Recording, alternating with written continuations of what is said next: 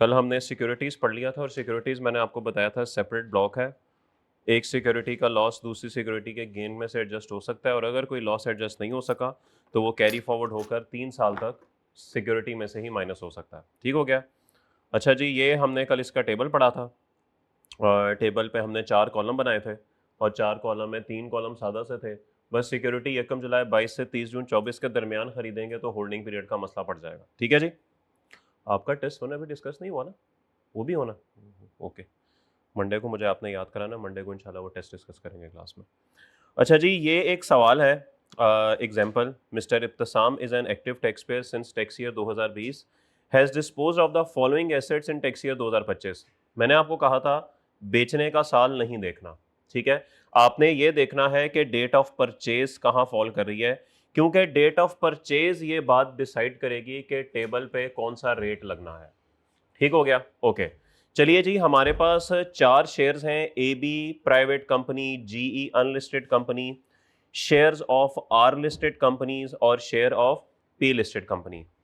The disposal is made through registered stock exchange and is settled through NCCPL. Sir ये ना इन दोनों के बारे में बात कर रहा है, क्योंकि ये दोनों लिस्टेड कंपनीज हैं और इनके शेयर स्टॉक एक्सचेंज पे ट्रेड हो रहे हैं। हमने ये बात पढ़ी थी कि अगर शेयर्स स्टॉक एक्सचेंज के अलावा या एनसीसीपीएल के अलावा सेटल हो तो फिर वो एनटीआर बन जाता है। उसने इस बात को यहाँ पे क्लैरिफिकेशन दे दिया कि भाई जी ये सारी सेटलमेंट एनसीसीपीएल के थ्रू ही हुई है, तो इसका मतलब है इसमें हमें कुछ नहीं करना। ठीक होगी बात, आगे चलते हैं। He has also informed you that he has earned income from business of rupees 1 million during the year. Calculate his tax liability. चलें जी, ठीक है, देख लेते हैं। एक इनकी इनकम फ्रॉम बिजनेस है, ओके, और एक इनकी क्या है, कैपिटल गेन है। आप लोग सिर्फ बोर्ड पे देखेंगे, मैं इस सवाल को बोर्ड पे करने लगा हूं।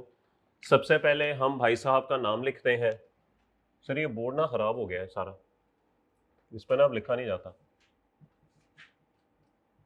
इब्तिसाम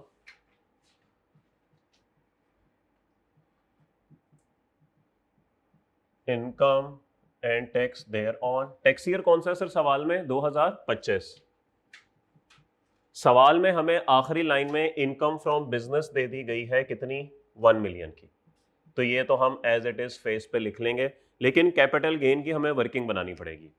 तो हमारे पास वर्किंग 1 है जी, इनकम फ्रॉम कैपिटल गेन। अच्छा जी, इनकम फ्रॉम कैपिटल गेन में सबसे पहले हमारे पास है shares of AB private company. फैसला करें पब्लिक कंपनी है प्राइवेट कंपनी है? फैसला करें पब्लिक कंपनी है कि प्राइवेट कंपनी है? नाम में लिखा है इसलिए।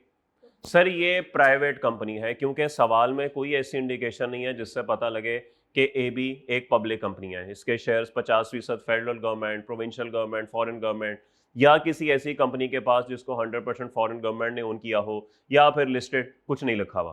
तो इसका मतलब है कि ये प्राइवेट कंपनी है और ये वाला गेन हमारा सेपरेट ब्लॉक में नहीं जाएगा, बल्कि किधर जाएगा? एनटीआर में जाएगा, टेबल 1 टेबल 2। ठीक होगी बात। A B private company, sir gain आ रहा है कि लॉस आ रहा है? गेन आ रहा है कि लॉस आ रहा है? मेरे ख्याल में अच्छा खासा गेन आ रहा है। 9 लाख का बेचा और खरीदा कितने का? 3 लाख का। सर जी 6 लाख का हमें फायदा हो गया, 6 लाख का हमें फायदा हो गया। जीई अनलिस्टेड, जी सर पब्लिक प्राइवेट, ये भी प्राइवेट है, इसका गेन भी एनटीआर में जाएगा, तो हम लिखते हैं जीई अनलिस्टेड। सर इस पे गेन आ रहा है कि लॉस आ रहा है? गेन आ रहा है कि लॉस आ रहा है? गेन आ रहा है कि लॉस आ रहा है? लॉस आ रहा है। 30,000 के खरीद के 10,000 के बेच दिए। Category 1 category 2? ये कैटेगरी 1 है कि 2 है? 1 है। लॉस माइनस हो सकता है? बिल्कुल हो सकता है। ले सर, इसका लॉस दूसरे कैपिटल एसेट। अच्छा, दूसरे कैपिटल एसेट से मुराद ये मत समझ लीजिएगा कि पब्लिक कंपनी के शेयर को बेचने पे गेन आया, इसका लॉस उसके अगेंस्ट सेट किया हुआ। नहीं सर, ये नहीं करना। जो आपको सवाल में 3 हिस्से, इस चैप्टर के 3 हिस्से बताए थे ना, पहला हिस्सा कैटेगरी 1 कैटेगरी 2, दूसरा प्रॉपर्टी, तीसरा सिक्योरिटी। ये नहीं है कि पहले का लॉस दूसरे के गेन में से एडजस्ट कर रहे हैं, पहले का लॉस तीसरे के गेन में। नो सर नो, पहले में लॉस आया वो पहले में ही एडजस्ट होगा। दूसरे में लॉस आया, दूसरे में ही सेट ऑफ होगा। सिक्योरिटी में लॉस आया, सिक्योरिटी में ही एडजस्ट होगा। ये नहीं करना कि सिक्योरिटी में लॉस आया तो जी चलो उसको एनटीआर वाले में से एडजस्ट कर देते हैं, ये काम करने की कतई इजाजत नहीं है। तो जिस एरिया का लॉस है वो वहीं पे ही एडजस्ट होगा। ठीक है सर, उमैर की आवाज थी, ओके ठीक है, सलाम कहिए उनको मेरा, यहां से आवाज आती है ना। चले आगे चलते हैं। Shares of R listed company, जी पब्लिक या प्राइवेट? पब्लिक या प्राइवेट? कैसे कह रहे हैं आप पब्लिक है?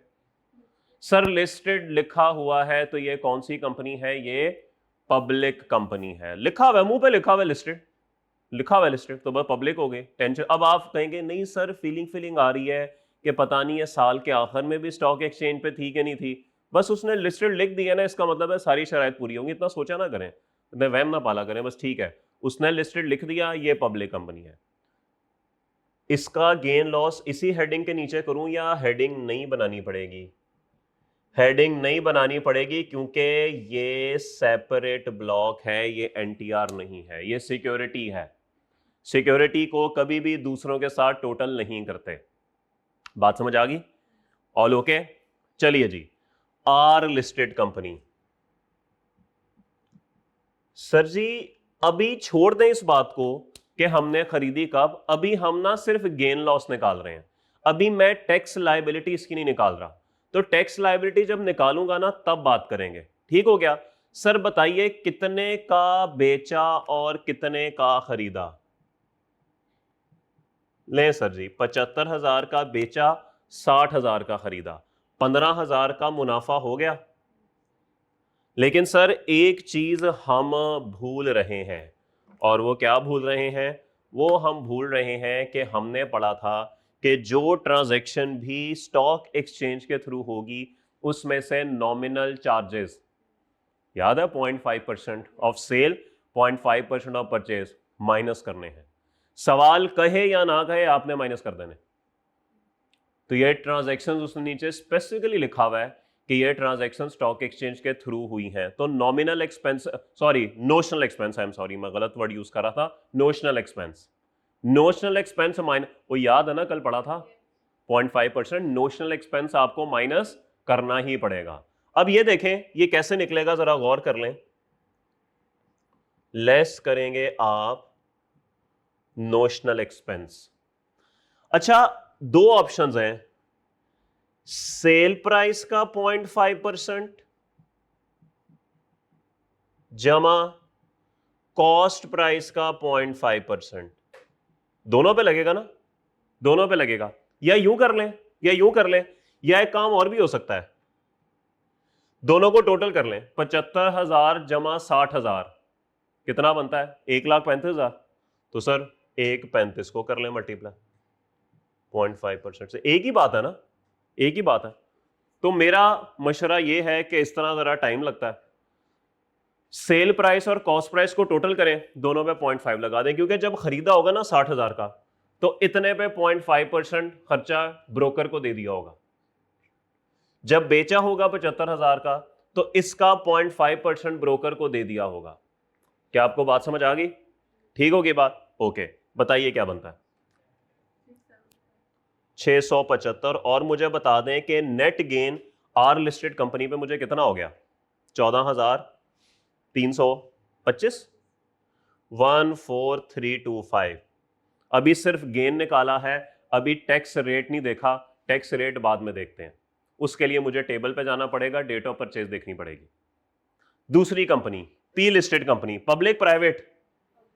पब्लिक। हमने शेयर बेचा 40,000 का और खरीदा था 35,000 का, 15,000 का फायदा, 5,000 का फायदा हो गया सॉरी। और उसी तरीके से हम इसमें से लेस कर देंगे क्या?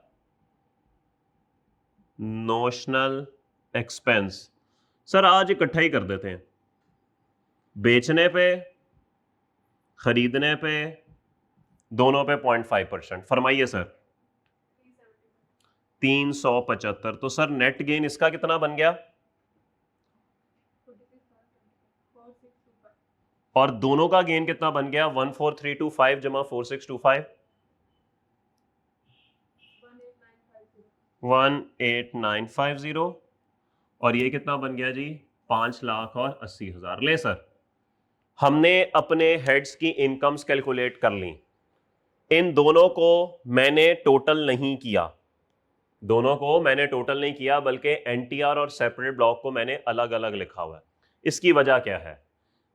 थोड़ी सी नई चीज आने लगी आपके सामने।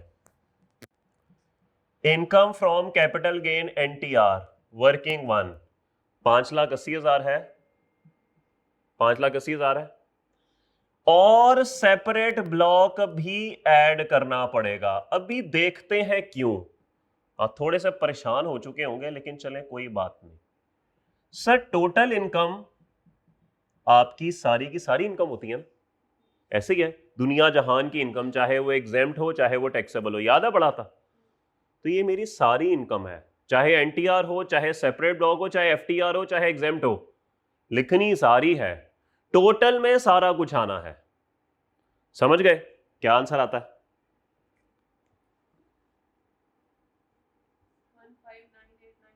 159,8 सर टोटल में सारा कुछ आएगा, लेकिन अगर सवाल में कोई ज़कात वगैरह है, कुछ भी नहीं है, डिडक्टेबल अलाउंस कुछ भी नहीं है, आपको पता ना टोटल में से डिडक्टेबल माइनस करते हैं तो टैक्सेबल आ जाता है, सवाल में है ही कुछ नहीं। तो सर जी अगर मैं इसी को टैक्सेबल मान लूं तो मैं इसी पे टेबल 1 टेबल 2 लगा रहा हूंगा, वो सही होगा कि गलत होगा? गलत होगा। क्यों? क्योंकि इस 18 पे तो अपने रेट लगाने हैं, इसको मैं टैक्सेबल में शामिल नहीं रख सकता, लेकिन टोटल में तो दिखाना था ना। तो इसीलिए सेपरेट ब्लॉक्स और एफटीआर की इनकम्स को टोटल इनकम में ऐड करके टोटल से फिर नीचे जाके माइनस कर देना है, ताकि टैक्सेबल में ना आएंगे, सांप भी मर जाए और डैश डैश डैश। ठीक है, तो सर यहां से एक दफा ऐड करके सेपरेट ब्लॉक को हम लेस कर देंगे ताकि टोटल इनकम में नजर भी आ जाए और टैक्सेबल से माइनस भी हो जाए। अब सर इस टैक्सेबल इनकम में सेपरेट ब्लॉक की कोई इनकम मौजूद नहीं है, और अब मैं बड़े धड़ल्ले से इस पे टेबल 1 या टेबल 2 लगा सकता हूं। तो सर सबसे पहले मुझे यह बताइए, इस पे टेबल 1 लगना चाहिए कि टेबल 2 लगना चाहिए? 1 लगना चाहिए, 2 लगना चाहिए। 2 लगता है सैलरीड लोगों पे, यानी जिनकी income from salary taxable income के 75% से ज्यादा हो। क्या हमारे सवाल में इसकी income from salary taxable income के 75% से ज्यादा है? इनकम फ्रॉम सैलरी है ही नहीं, तो इसका मतलब है ये नॉन सैलरीड का केस है और ये टेबल 1 लगेगा। सर जाइए जरा टेबल 1 में और मेरी रहनुमाई कर दें कि कितना टैक्स लगेगा। कुछ मेरे जैसे होंगे सॉल्यूशन देके टैक्स बता देंगे।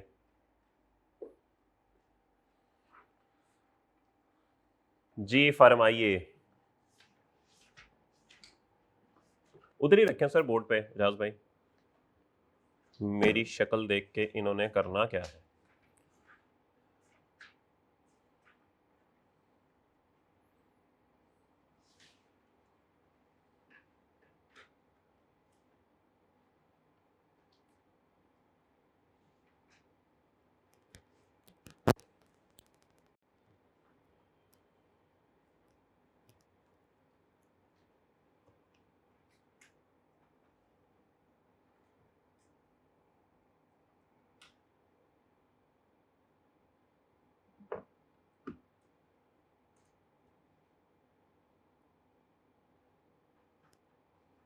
जी कितना टैक्स बनता है? सॉरी 1,66,000, जरा कंफर्म कर लें, यही बनता है 1,66,000। इतना ही है दोस्त, बिल्कुल इतना ही है। ठीक हो गया? ओके, अब आते हैं इन दोनों के टैक्स पे, इन दोनों के टैक्स पे आते हैं। सर जी जरा गौर कीजिए, गौर कीजिए। सबसे पहले आ जाएं आप आर लिस्टेड कंपनी पे। ठीक है, अब इनका टैक्स रेट निकालना है। टेबल है बड़ा भयानक सा ये। सर जी डेट ऑफ परचेज से फैसला होगा। आर लिस्टेड कंपनी कब खरीदी गई? 18 जुलाई 2024 को, ऐसे ही है, वैसे ही है।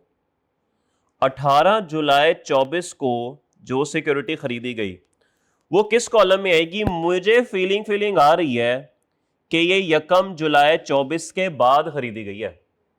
क्या ख्याल है? ऐसे ही है। तो इस पे तो जिंदगी सुकून में है। 15% रेट, यानी जो गेन आया मेरे पास 14,325, 15% गेन। सर ये टैक्स लायबिलिटी ना एनटीआर की हो गई है। अब इसके नीचे हम ऐड करेंगे, add tax on separate block R listed company. 14,325 का 15%, बताइए कितना बनता है? 14,325 का 15% बताइए।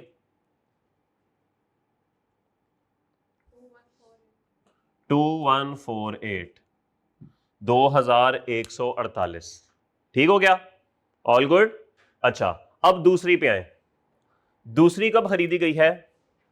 दूसरी खरीदी गई है 20 मई 2024 को, ऐसे ही है।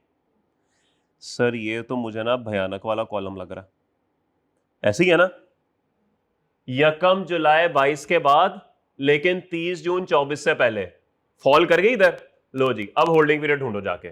Holding period, date of purchase से डेट ऑफ सेल तक का टाइम। डेट ऑफ सेल है 25 अक्टूबर 24, डेट ऑफ खरीद है 20 मई 24, यानी 9 मई के 11 दिन बाद।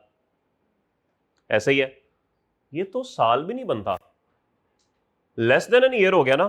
तो मेरे ख्याल में अगर कॉलम ये है तो where holding period does not exceed 1 year, इस पे भी 15%। बात समझ आ गई? डेट ऑफ परचेज से मुझे कॉलम पता लग गया, कॉलम पता लग गया, होल्डिंग पीरियड से मुझे रो पता लग गई, तो इस पे भी 15%। 4625 बताएं जी कितना होता है 4625 का 15%? 694। इन दोनों को टोटल करें, 2148 694 को 2842। सर ये एक टैक्स हो गया और ये दूसरा टैक्स हो गया, 1,66,000 और 2842। इन दोनों को टोटल करेंगे तो आपका टैक्स पेबल टू गवर्नमेंट आ जाएगा। कितना बनता है? 168,842। ये आपका आंसर है। परेशान ना हो, ये इस न्यूमेरिकल का पूरा फॉर्मेट ना आपकी किताब में मौजूद है, तो सही समय आने पे ना आपको थोड़ा सा उसका दीदार भी करा दूंगा, परेशान नहीं होना। आप कहेंगे ये क्या करी जाते हैं सर खुद ही, तो ये फॉर्मेट पूरा किताब में बना हुआ है। इंशाल्लाह जब हम सैलरी पे आते हैं ना, तो आपको ये पूरा फॉर्मेट जो है ना वो आपको दिखाऊंगा कि ये फॉर्मेट चल कैसे रहा होता है। अब आप चाहें तो इसको नोट वगैरह कर सकते हैं, लेकिन हम चाहते ही नहीं, मसला ये।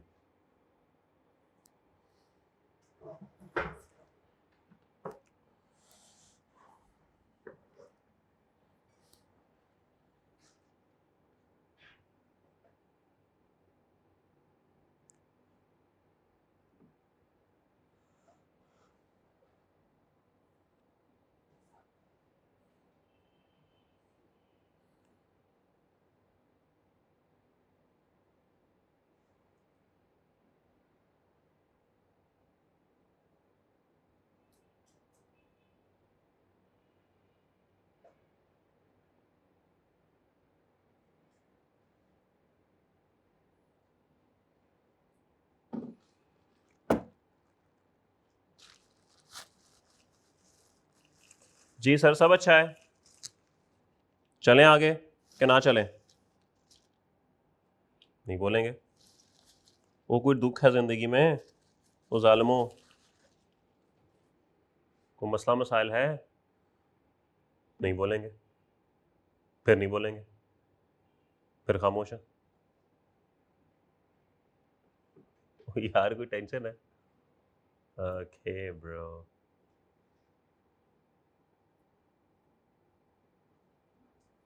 अच्छा जी, मेरा आपसे एक सवाल है। इसी सवाल में उसने लिखा हुआ है कि पी और आर के जो शेयर्स हैं वो स्टॉक एक्सचेंज के थ्रू सेटल हुए हैं। अगर मैं आपसे कहूं कि ये स्टॉक एक्सचेंज के थ्रू सेटल नहीं हुए बल्कि बारों बार हुए हैं, तो आपके सवाल पे क्या फर्क पड़ेगा, आपके जवाब पे सॉरी क्या फर्क पड़ेगा? एनटीआर में क्या किधर किधर फर्क आएगा? चले आइए देखते हैं कहां कहां फर्क आएगा। अगर ये दोनों शेयर्स स्टॉक एक्सचेंज के थ्रू सेटल नहीं हुए तो ये एनटीआर है। इसका मतलब है कि सबसे पहले तो ये नोशनल एक्सपेंस माइनस नहीं होगा, ऐसे ही है, ये माइनस नहीं होगा, ये भी निकल जाएगा और ये भी निकल जाएगा, यानी कि फिर गेन होगा ये 15,000 और 5,000, ऐसे ही है। और मुझे ये वर्किंग अलग बनाने की जरूरत नहीं पड़ेगी, बल्कि इसमें ही 20,000 ऐड करके इसको 6 लाख करना पड़ेगा। और यहां पर आके ये एक ही लाइन बन जाएगी 6 लाख की, ये बन जाएगा 16 लाख, ये माइनस नहीं होगा, टैक्सेबल भी बन जाएगी कितनी, और आप 16 लाख पे एक नए वाला टैक्स बना देंगे, ये सारा कुछ खत्म हो जाएगा। क्योंकि सेपरेट ब्लॉक जब है ही नहीं तो जो चीजें सेपरेट ब्लॉक वाली हैं वो सब हमें फारिग करनी पड़ेंगी। तो ये सर नीचे एक क्वेश्चन 2A बना हुआ है कि अगर ये स्टॉक एक्सचेंज के थ्रू सेटल नहीं होती तो सोल्यूशन पे क्या फर्क पड़ेगा। मैंने आपको रेड में हाईलाइट करके बता दिया कि ये फर्क पड़ेगा, नोट कर लें जल्दी से।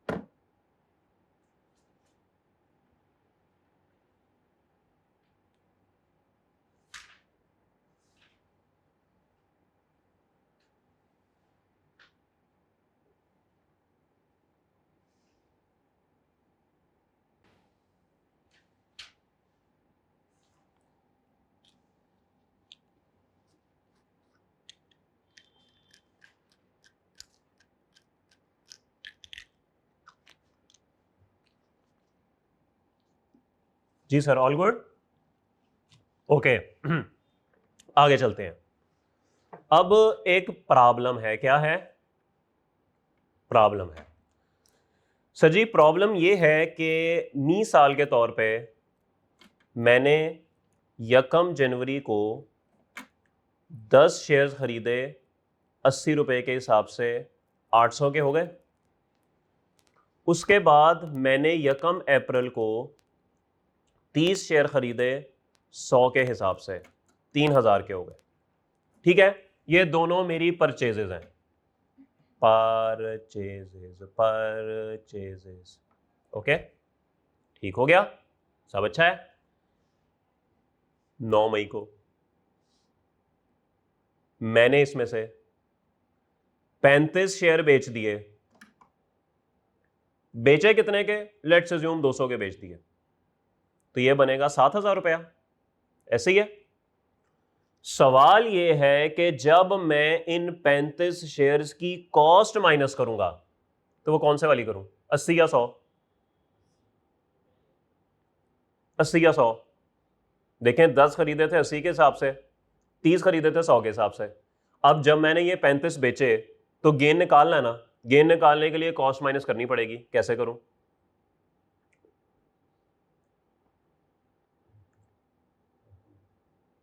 FIFO basis. हमें कानून कहता है कि FIFO बेसिस पे आपने कॉस्ट माइनस करनी है, यानी 35 में से सबसे पहले जाएंगे 10 80 वाले 800, पहले ये जाएंगे क्योंकि पहले आए थे ना, तो पहले ये जाएंगे। बकाया 25 100 में से जाएंगे। ठीक हो गया, ये बनेगा 2500। ये लें सर। तो लॉ हमें कहता है कि gain on security shall be computed on the basis of FIFO method. तो आपने FIFO मेथड इस्तेमाल करना है किसी भी सिक्योरिटी पे गेन लॉस निकालने के लिए। क्या आप सबको ये बात समझ आ गई? ऑल गुड, सब अच्छा है, जबरदस्त। अच्छा, एक ना चीज और है, मैं आपको थोड़ा सा ना समझाने की कोशिश करता हूं। आपने 1 जनवरी को, यही वाला डाटा उठा लेते हैं लेकिन बस तारीख चेंज करनी है मुझे।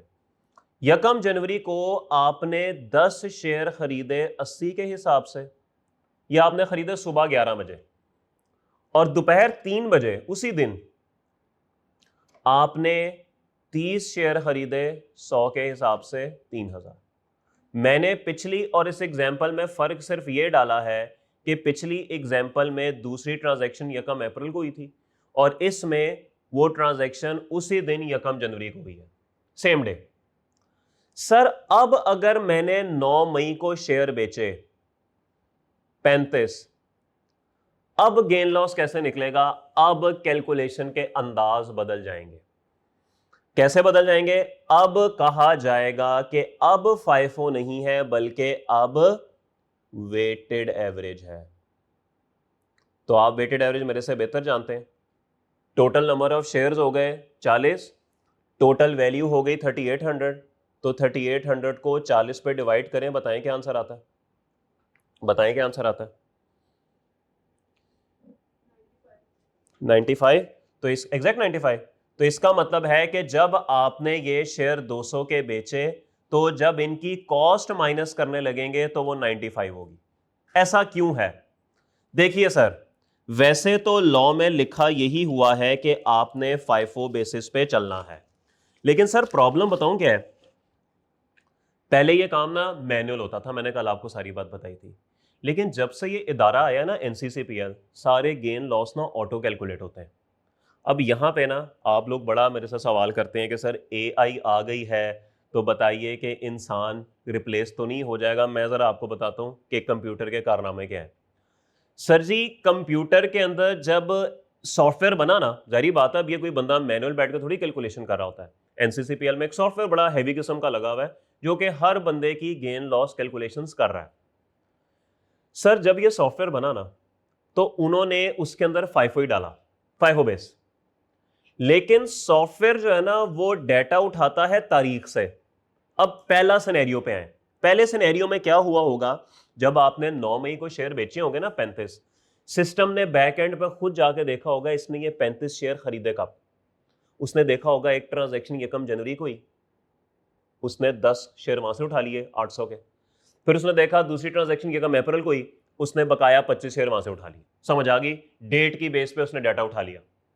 लेकिन सर जब वो यहां पर आएगा ना और वो देखेगा कि 9 मई को आपने 35 शेयर बेचे और इनकी खरीदारी कब हुई थी, वो कहेगा 1 जनवरी को ही 40 शेयर खरीदे गए थे, क्योंकि वो चल रहा है डेट के ऊपर, वो टाइम के ऊपर नहीं चल रहा कि 1 जनवरी को पहले कौन सा खरीदा गया था, बाद में कौन सा खरीदा गया था। सॉफ्टवेयर यहां पे फारुक हो जाता है, वो चलता है तारीखों पे। उसको बस इतना पता है कि जो पहली तारीख पे खरीदा गया वो पहले बिकेगा, जो बाद वाली तारीख पे खरीदा गया वो बाद में बिकेगा। अब अगर एक ही तारीख पे 2 ट्रांजैक्शन हो गई, सॉफ्टवेयर फारुक हो गया, सॉफ्टवेयर वहां पे फारुक हो जाता। तो इसीलिए अगर शेयर्स सेम डे पे खरीदे जाएं लेकिन डिफरेंट रेट्स पे, उनकी कॉस्ट को वेटेड एवरेज कर देना। बात समझ आई? ये देखें, सेम डेट पे डिफरेंट रेट्स पे खरीदे गए, बोले सेम डेट पर डिफरेंट रेट्स पर खरीदे गए, तो सर बिल्कुल ठीक है। इस सूरत में आप वेटेड एवरेज लगा देंगे। ठीक है, तो यहां पे ये बात ना जरा थोड़ी सी अजीब सी लिखी हुई है, if shares are sold on the same day average method will apply. Sir ये ना लॉ में गलती है, आपने गलती ठीक नहीं करनी।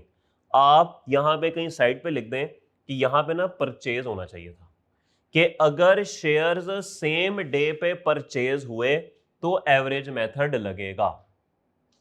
ठीक है, अगर शेयर्स सेम डे पे परचेज हुए तो फिर क्या लगेगा, एवरेज मेथड लगेगा। क्या ये बात सबको समझ आ गई? और सब अच्छा है, जबरदस्त हो गया। तो सर ये बात ना अब आपने जहन में रखनी है कि अगर परचेज डिफरेंट डेट्स पे होगी फिर तो कोई प्रॉब्लम नहीं है, फिर तो फाइफो है। लेकिन अगर सेम डेट पर डिफरेंट रेट्स पर परचेज हो गई तो फिर हमें वेटेड एवरेज रेट निकालना पड़ेगा। क्या आप सबको ये बात समझ आती है कि पहली भी जाती है? कोई सवाल है तो बताएं।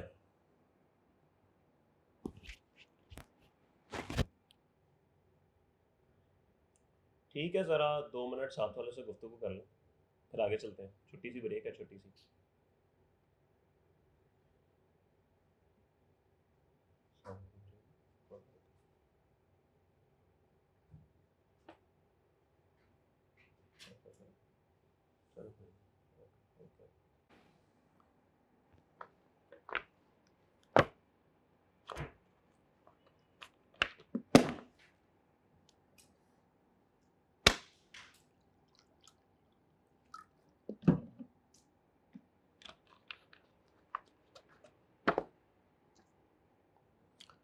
जी सर, चलें आगे। अगली हेडिंग है कैपिटल लॉस एडजस्टमेंट डिसअलाउड। इसका क्या मतलब है? देखिए, हमने ये बात पीछे पढ़ी थी कि अगर आपने कोई भी सिक्योरिटी बेची और सिक्योरिटी बेचने पे आपको कोई भी लॉस आया, वो लॉस दूसरी सिक्योरिटी के गेन के अगेंस्ट माइनस हो सकता है। क्या ये बात हमने पढ़ ली थी? ये बात बिल्कुल हमने पढ़ ली थी। लेकिन वो कहता है कि भाई 3 सिनेरियोज ऐसे हैं, देयर आर 3 सिनेरियोज, जिसमें अगर आपने सिक्योरिटी को बेचने पे लॉस जनरेट किया तो मैं आपको वो लॉस माइनस नहीं करने दूंगा। 3 सिनेरियोज कौन कौन से, पहले डिस्कस कर लेते हैं। लेट्स अज्यूम आपके पास ना ढेर सारे शेयर्स थे, ढेर सारे शेयर्स थे। तारीख थी 27 जून, यानी साल खत्म होने में अभी 3 दिन बाकी थे। 27 जून को आपने सोचा कि जरा देखें तो सही पूरे साल हमें सिक्योरिटीज को बेचने पे कितना गेन हुआ। तो पता ये लगा कि आपको सिक्योरिटीज बेचने पे ना 80 मिलियन का गेन हो चुका है। ओ तेरी खैर, ले सर जी 80 मिलियन का गेन। इस पे टैक्स भी फिर जारी बात है अन्नेवा बंदा था। आप परेशान हो गए, आपने कॉल की एक टैक्स कंसल्टेंट को, बड़ा हैवी किस्म का वो टैक्स कंसल्टेंट था। सर जी कोई हल बताएं, 80 मिलियन का गेन आ चुका है और उस पर अब टैक्स बनना है, मैं कहां से टैक्स दूंगा, 3 दिन रह गए, कोई हल बताएं। उस टैक्स कंसल्टेंट ने आपको कहा कि तुम्हारे पास कौन कौन से शेयर्स हैं। आपने एक लंबी लिस्ट बता दी, फलाना भी है, फलाना भी है, फलाना भी है, ढेर सारे पड़े हैं। उसने कहा कोई इसमें ऐसा शेयर है जो तुमने खरीदा महंगा था और आज उसकी कीमत नीचे आ चुकी है, यानी अगर आज तुम उसे बेचोगे तो तुम्हें लॉस होगा। जी बिल्कुल है ना सर, होंडा का शेयर है, होंडा का शेयर मैंने महंगा खरीदा था, आज उसकी वैल्यू नीचे आ चुकी है तो मैं अपेरेंटली नुकसान में हूं। अच्छा, तुम वो शेयर बेच दो। सर क्या बात कर रहे हैं आप क्या बात कर रहे हैं, मतलब मैं वो शेयर लॉस पे बेच दूं? हाँ लॉस पे बेच दो। ठीक है जी, आपने वो शेयर 29 जून को यानी 30 जून से पहले पहले 79 मिलियन के लॉस पे बेच दिया और आपका नेट गेन कितना आ गया, 1 मिलियन। आपको पता है ना एक सिक्योरिटी का लॉस दूसरी सिक्योरिटी के गेन में से एडजस्ट हो सकता है, वो आपने कर लिया, गेन 1 मिलियन पे आ गया। और 30 जून को आपका साल में नेट गेन कितना था, 1 मिलियन। कोई मसला? अब आप 1 मिलियन पे आराम से हल्का फुल्का टैक्स दें और कहानी खत्म करें। लेकिन लॉस तो हो गया ना। 3 जुलाई को 3 जुलाई को आपके कंसल्टेंट का आपको फोन आया और कहा कि यार वो जो तुमने होंडा का शेयर बेचा था ना, वो दोबारा खरीद लो। सर दोबारा खरीद लो? हाँ हाँ दोबारा खरीद लो। 4 दिन में प्राइस कितनी के ऊपर चली गई होगी या कितनी के नीचे आई होगी, उतनी कितनी होगी ना। तो अगर तुमने मिसाल के तौर पे 50 रुपए का बेचा था तो आज भी 50 का ही है, दोबारा से 50 का खरीद। अब 3 जुलाई पे आपके पास फिर वही सारे शेयर पड़े हैं। ऐसे ही है, लॉस पहले भी था लेकिन अनरियलाइज्ड था। आपने उस लॉस को रियलाइज करवाया और दोबारा से वो शेयर खरीद लिए।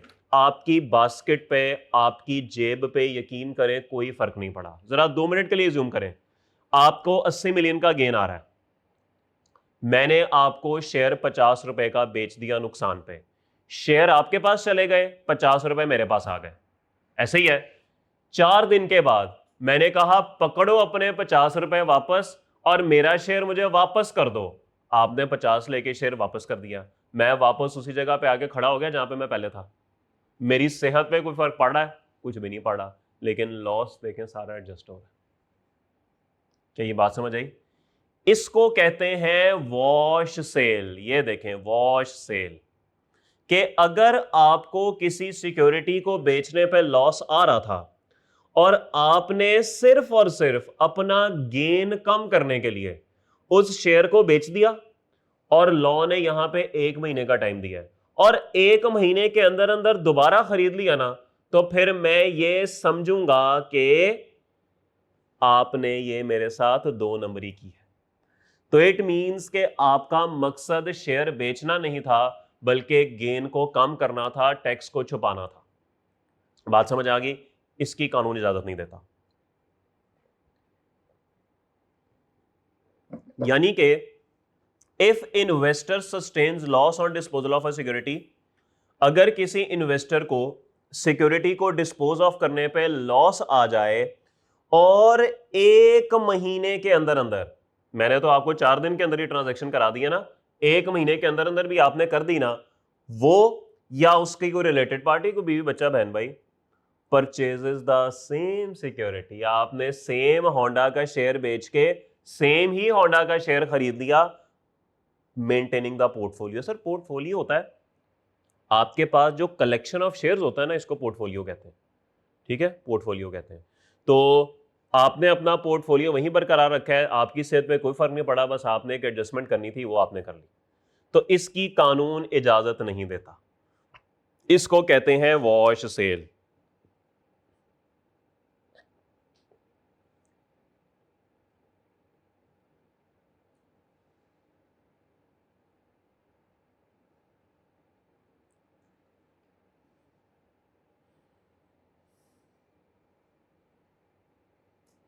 ठीक हो गया सर? All good? ओके। जब आपको ये पता लगा ना कि अगर मैंने होंडा का शेयर बेच के लॉस रियलाइज किया है और अगर 1 महीने के अंदर अंदर मैंने दोबारा होंडा का शेयर खरीद लिया ना, तो मैं पकड़ा जाऊंगा। आपको एक तरकीब सूझी। तरकीब से पहले आपको एक चीज बताता हूं। सर पाकिस्तान में अगर किसी एक इंडस्ट्री का बेड़ा गर्क होता है तो उस इंडस्ट्री में मौजूद तमाम कंपनीज का बेड़ा गर्क होता है। मतलब कोविड आया जब मिसाल के तौर पे, तो पूरी एयरलाइन इंडस्ट्री बैठ गई, या बस एक पीआई बैठी थी, बाकी एयर ब्लू चल रही थी, नहीं हो रहा था ना ऐसे, पूरी इंडस्ट्री बैठ गई थी। अगर पाकिस्तान के अंदर इलेक्ट्रिक व्हीकल्स का बूम आ जाएगा, स्कोप आ जाएगा, तो ये सारी होंडा टोयोटा सारी बैठ जाएंगी।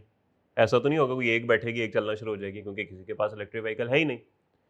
अगर हुकूमत कह दे कि आज से इंपोर्टेड गाड़ियों की पाबंदी खत्म, कोई भी बंदा इंपोर्टेड गाड़ी मंगा सकता है, लोकल का नुकसान है, लोकल का नुकसान है, सारे बैठ जाएंगे। और अगर हुकूमत कह दे कि जी सारी की सारी जो एक्सपोर्ट है, इंपोर्ट है, वो बंद है, अब कोई गाड़ी पाकिस्तान में इंपोर्टेड नहीं आ सकती, सबकी खुशियां। तो याद रखिएगा कि किसी भी मुल्क में जब ग्रो होती है ना तो पूरी इंडस्ट्री ग्रो होती है, और जब बैठती है ना तो पूरी इंडस्ट्री बैठती है। ये मैं आपको मोस्ट कॉमन बता रहा हूँ। हाँ ऐसा भी हो सकता है, अब जैसे फॉर एग्जांपल सीए के कॉलेजेस हैं, ये सारे ग्रो करेंगे या सारे ही बैठेंगे। हाँ अपनी अपनी नाअहली की वजह से कोई कॉलेज डूब जाए तो डूब जाए, लेकिन नॉर्मली ऐसा नहीं होता। इंडस्ट्री चढ़ती है ना तो फिर इकट्ठी चढ़ती है। बात समझ आ रही है?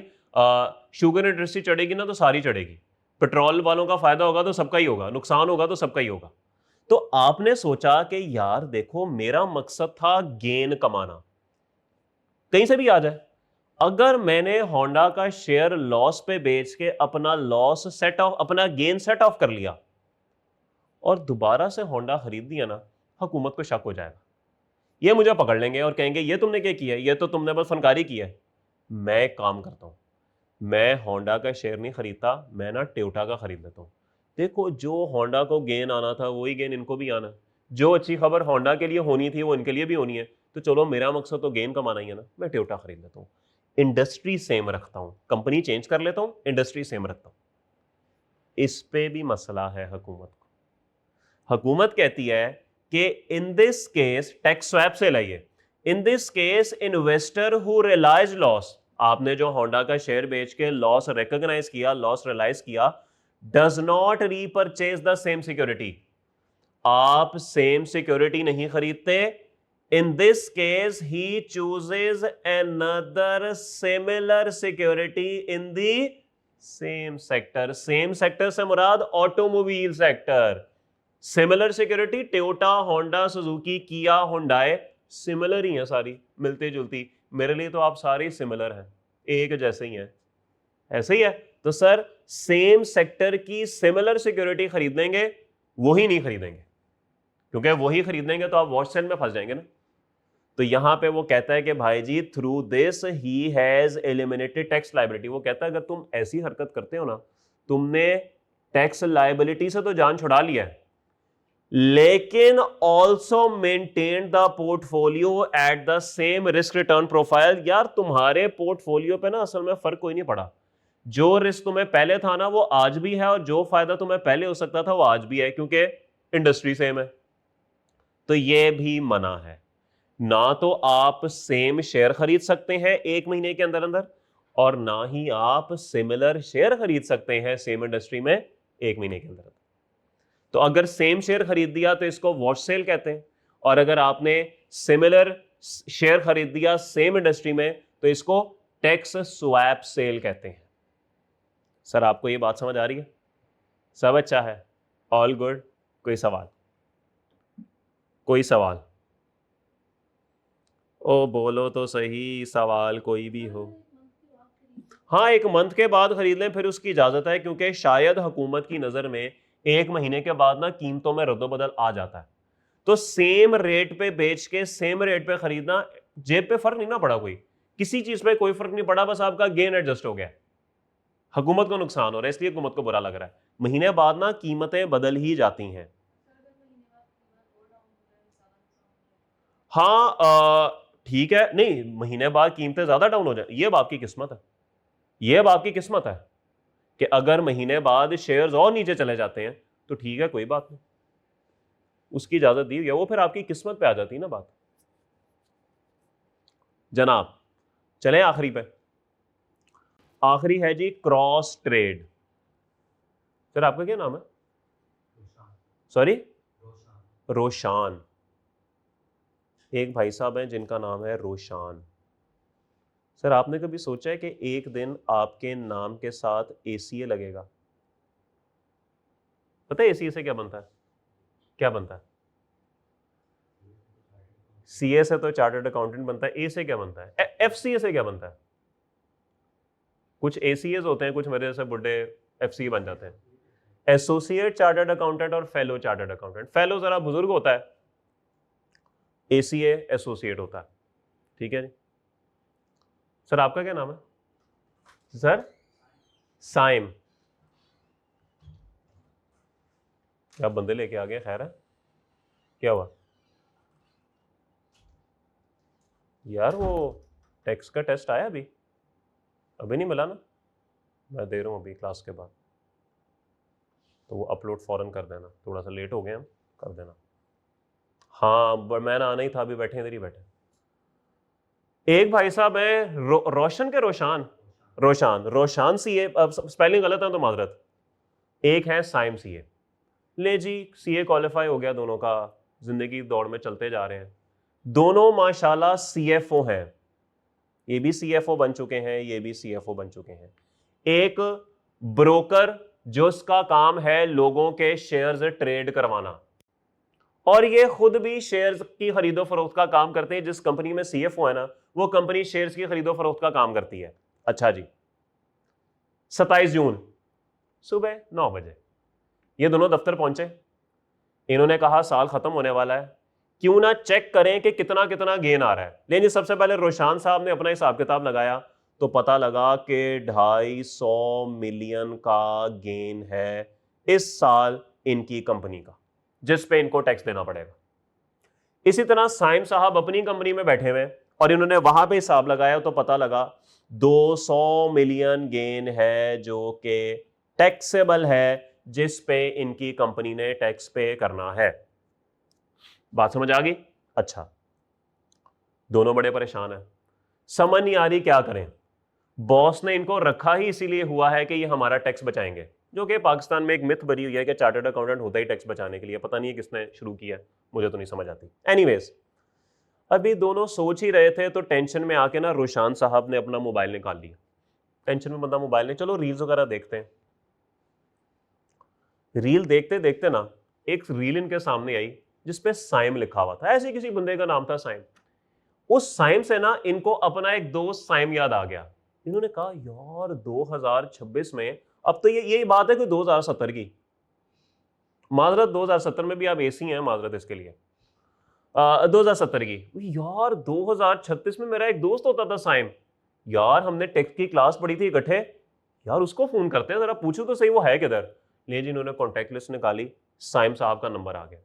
वो साइम कैसे हो तुम? और रोशान मैं हैवी, तुम बताओ कैसे हो? यार मैं तो सीएफओ बन गया हूं, मेरी 26 लाख रुपया तनख्वाह है। यार मेरी भी 26 लाख तनख्वाह है। अब ये ना कि तुझे बीएमडब्ल्यू मिली हुई है, मुझे मर्सिडीज मिली हुई है ऑफिस से, बड़े खुश है दोनों जिंदगी में, लेकिन यार एक टेंशन है। हाँ रोशान बताओ क्या टेंशन है? यार मैं हूं ना एक कंपनी का सीएफओ जिस तरह तुम हो, मुझे ना 250 मिलियन का गेन पड़ रहा है इस साल का, जिस पर मुझे टैक्स देना पड़ेगा। यार इधर भी ये सूरत हाल है, मेरा 200 मिलियन का गेन है, अब मुझे समझ नहीं आ रही। इतने में ना इनको ख्याल आया कि यार एक हरकत हो सकती है। माजरत रोशान साहब, रोशान साहब ने ना तरकीब फेंकी। यार साइम एक काम करते हैं, देखो तारीख है आज 29 जून, एक दिन ही रह गया ना साल खत्म होने में। मेरे पास ना अभी बहुत से ऐसे शेयर्स ऐसे पड़े हुए हैं जिनको बेचने पे ना मुझे लॉस आता है, क्यों ना मैं वो शेयर तुम्हें बेच दूं? अच्छा, अगर तुम लॉस वाले शेयर मुझे बेचोगे तो तुम्हें कितना लॉस आएगा? मुझे ना 240 मिलियन का लॉस आ जाएगा और मैं वो लॉस ना रिकॉग्नाइज कर लूंगा और मेरा नेट गेन ना 10 मिलियन बन जाएगा। अच्छा खासा टैक्स बच जाएगा। इसी तरह तुम भी अपने पास देखो, तुम्हारे पास भी कुछ शेयर्स ऐसे पड़े होंगे जिनको बेचने पे लॉस आता है, तुम वो मुझे बेच दो। हाँ यार 195 मिलियन का लॉस पड़ता है मुझे, बेच दो, मुझे बेच दो। 29 जून को दोनों ने शेयर्स एक दूसरे को बेच दिए, लॉस दोनों ने रिकॉग्नाइज कर लिया और नेट गेन पे दोनों ने 30 जून को टैक्स दे दिया। अब दोनों के पास एक दूसरे के शेयर पड़े हुए। 2 जुलाई वापस कर मेरे शेयर, तू भी वापस कर मेरे शेयर। तो सर जो पैसे लेकर शेयर्स रोशान साहब ने साइम साहब को दिए थे वो वापस ले लिए, पैसे वापस कर दिए, और यही काम साइम साहब ने किया। रोशन साहब से उन्होंने शेयर्स लेकर उनको पैसे वापस कर दिए। शेयर्स अपनी अपनी जगह आ गए, पैसे अपनी अपनी जगह आ गए। किसी की सेहत पे कोई फर्क पड़ा? बिल्कुल पड़ा, एफबीआर की सेहत पे फर्क पड़ गया, लेकिन आप बच गए। इसको कहते हैं cross trade, where coordinated reshuffle of securities. Sir ये ना सिक्योरिटीज शफल हुई है बस एक कोऑर्डिनेशन के थ्रू, कोऑर्डिनेशन हुई है ना, शफल हो गई बिटवीन, सर जो लिखा है छोड़े ब्रैकेट पे आए, between two related brokerage house. Sir ये जो डीलर होते हैं ना, जो शेयर्स की खरीदो फरोख्त का काम करते हैं, इनको कहते हैं ब्रोकर, ब्रोकरेज हाउस। तो अगर कोऑर्डिनेट शफल हुई है सिक्योरिटीज की दो ब्रोकरेज हाउस में to artificially realise capital losses. Sir ये आपने आर्टिफिशियली ना कैपिटल लॉस रियलाइज किए हैं without selling the securities to an outsider. बाहर किसी शख्स को बेचने की बजाय आपने आपस में ही सिक्योरिटीज कोऑर्डिनेशन के थ्रू रीशफल कर ली हैं ताकि आप लॉस को रिकॉग्नाइज कर सकें। तो सर अगर आपने ये हरकत कर दी ना, तो सर इसका मतलब है आपने क्रॉस ट्रेड कर दी और इसकी भी इजाजत नहीं है। ये सिर्फ काम आपने लॉस रिकॉग्नाइज करने के लिए किया है और आपने किसी लिए नहीं किया। तो इन तीनों में से चाहे वो वॉश सेल हो, चाहे वो टैक्स स्वैप सेल हो, चाहे वो क्रॉस ट्रेड हो, तीनों सूरतों में आपको लॉस माइनस करने की इजाजत हुकूमत नहीं देगी। ठीक हो गया? पूछिए सवाल। एफबीआर को कैसे पता लगेगा? देखिए मैंने आपको बताया कि हम सच्चे, ईमानदार और नेक बन के टैक्स पढ़ेंगे और हम आगे जिंदगी में भी यही करेंगे। जो हमने किया होगा हम खुद जाके एफबीआर को बता देंगे। बस अगर ये सोच के पढ़ेंगे तो समझ आएगी, अगर चोर रास्ता दिमाग में सोचते रहेंगे ना तो फिर समझ नहीं आएगी। तो छोड़े, दफा करें, दुनिया छोटी सी है, थोड़ी सी है, सॉरी छोटी सी तो नहीं है, थोड़ी सी है। नेक बन के, ईमानदार बन के, सच्चे बन के गुजारते हैं। ठीक है, आपकी बात दुरुस्त है, लूप होल है, खामोशी इख्तियार की जा सकती है, लेकिन मेरे ख्याल में अच्छी बात नहीं है। ठीक है, जाने दें। इतने पैसे कमा रहे हैं, हुकूमत को दे दें क्या है? एक इंसान लॉस के लिए, हाँ, खरीदने पे गेन लॉस नहीं पता लगता।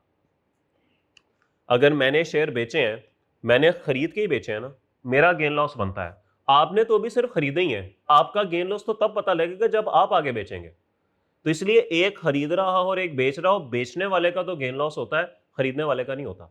खरीदने वाले का गेन लॉस तब होगा जब वो बेचेगा। नहीं,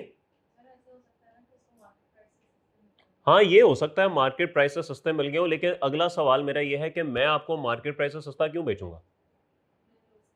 नहीं नहीं, ऐसा नहीं होता, ऐसा नहीं होता। मैं आपको इसका भी जवाब दे देता हूँ। आप ऑनलाइन वालों के लिए मैं सवाल रिपीट कर रहा हूँ। सवाल इन्होंने ये पूछा कि मिसाल के तौर पे एग्जांपल बना लेते हैं। मैंने एक शेयर खरीदा था 100 रुपए का, इस वक्त वो मार्केट में है 80 रुपए का और मुझे 20 रुपए का लॉस होता है, लेकिन मैं चाहता हूँ मुझे ज़्यादा लॉस हो।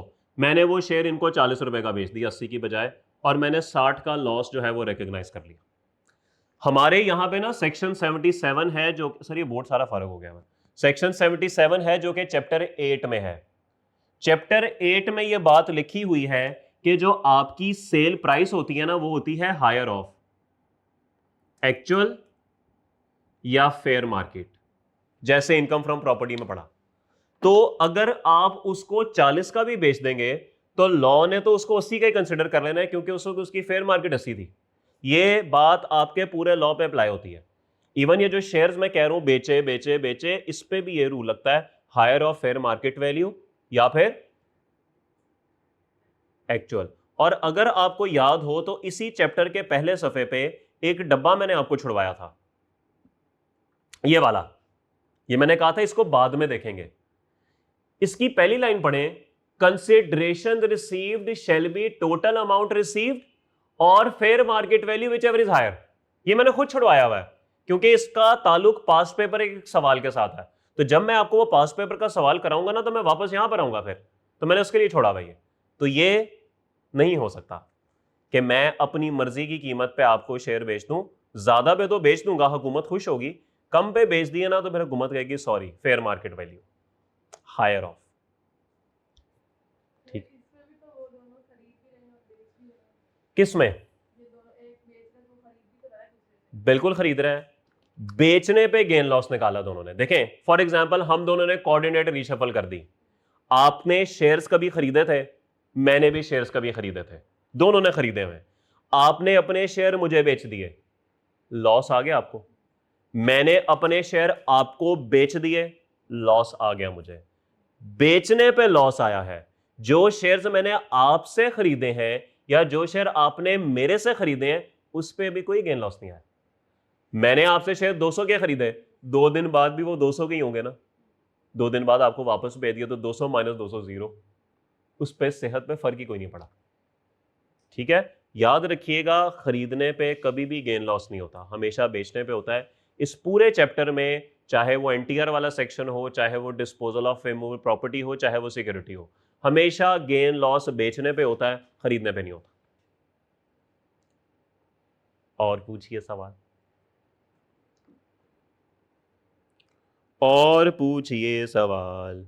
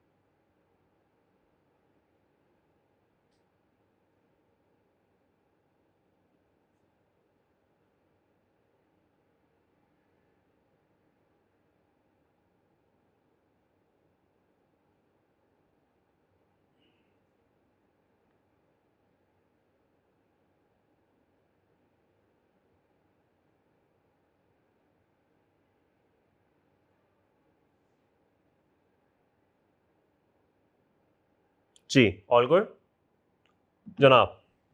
सर क्रॉस ट्रेड में ये लिखा हुआ है कि दो ब्रोकरेज हाउसेज ऐसी ट्रांजैक्शन नहीं कर सकते, लेकिन अगर एक ब्रोकरेज हाउस किसी दूसरी कंपनी या बैंक या व्हाटएवर उसके साथ इस किस्म की ट्रांजैक्शन करते हैं कि आर्टिफिशियल लॉसेज जनरेट हों, तो क्या वो एक्सेप्टेबल होंगे? ओके, आपने ये कहा कि यहाँ पे दो ब्रोकरेज हाउसेस लिखा हुआ है, अगर एक ब्रोकरेज हाउस किसी कंपनी के साथ करे तो वो लिखा नहीं होगा। देखिए सर, मैं आपको ना एक चीज़ बताता हूँ। आपकी बात बिल्कुल दुरुस्त है कि लॉ के अंदर ना लिखा ब्रोकरेज हाउस ही हुआ है, लेकिन अगर आप किसी एक ब्रोकरेज हाउस, किसी कंपनी या किसी इंडिविजुअल के साथ ये हरकत कर देना, देखें, लॉ जो है ना, लॉ उसने बड़ी कोशिश की है कि वो हर एक चीज़ को ना आपस में कवर कर ले कि कहीं से कोई लूप होल रह ना जाए, लेकिन फिर भी कुछ एरियाज ऐसे रह ज़रूर गए हैं जहां पे ये मसला है। अब अगर आपने किसी कंपनी के साथ ये ट्रांजैक्शन कर दी होगी, एफबीआर ने आपको पकड़ लिया होगा और एफबीआर ने डिसअलाउ कर दिया होगा, आप अदालत में चले गए होंगे और आपने कहा होगा देखें सर, यहाँ पे तो ब्रोकरेज हाउस लिखा हुआ है, मैंने तो कंपनी के साथ किया है, तो शायद अदालत आपकी फेवर में फैसला शायद दे दे, शायद दे दे। लेकिन बहुत सी जगहों पे ना एफबीआर ने इस चीज को ना ऑलरेडी कवर कर लिया हुआ है, उसने सारे अल्फाज लिख दिए जो कि हो सकते हैं।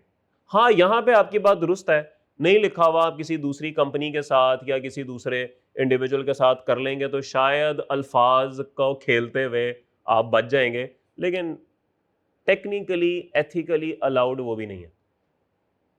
ठीक है, एथिकली अलाउड वो भी नहीं है, ग्रे एरिया है, पेपर में नहीं आएगा, पेपर में नहीं आएगा, इस बात की तसल्ली रखें। प्रैक्टिकली जवाब सुन लें कि एथिकली अलाउड नहीं है, लेकिन शायद अल्फाज की वजह से आप बच जाएंगे।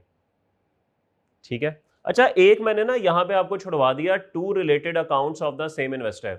ये अब नहीं होता, ये अब नहीं होता, ये पहले कभी होता था जब आपके पाकिस्तान में 3 स्टॉक एक्सचेंज हुआ करती थी, इस्लामाबाद, लाहौर और कराची। तब आपके 3-3 अकाउंट होते थे, आप अलग अलग इंडिविजुअल के तौर पे रिकॉर्ड्स में मौजूद होते थे, वो आप अपने आप को लॉस गेन पे बेची जाते थे, तो तब ये ट्रांजैक्शन हो जाती थी। लेकिन अब नहीं होती है, क्योंकि अब स्टॉक एक्सचेंज एक ही है, एक ही अकाउंट बनता है, तो अपने ही अकाउंट में ट्रांजैक्शन करके तो नहीं ना गेन लॉस होता। उस वक्त 3 अकाउंट होते थे हर एक के, वो अपने ही अकाउंटों में ट्रांसफर मार मूर के ना अपने आप के साथ ही गेन लॉस एडजस्ट कर लेता था। तो अब वो नहीं है, अब ये चीज़ ऑब्सोलीट हो गई हुई है, लेकिन लॉ में चूंकि एज इट इज़ लिखा हुआ है तो लिखा हुआ है, लेकिन अब इसकी कानूनी और प्रैक्टिकली कोई हैसियत नहीं है, ये ख़त्म हो चुकी है बात। एक बंदे के 2 अकाउंट हो ही नहीं सकते। मजीद कोई सवाल?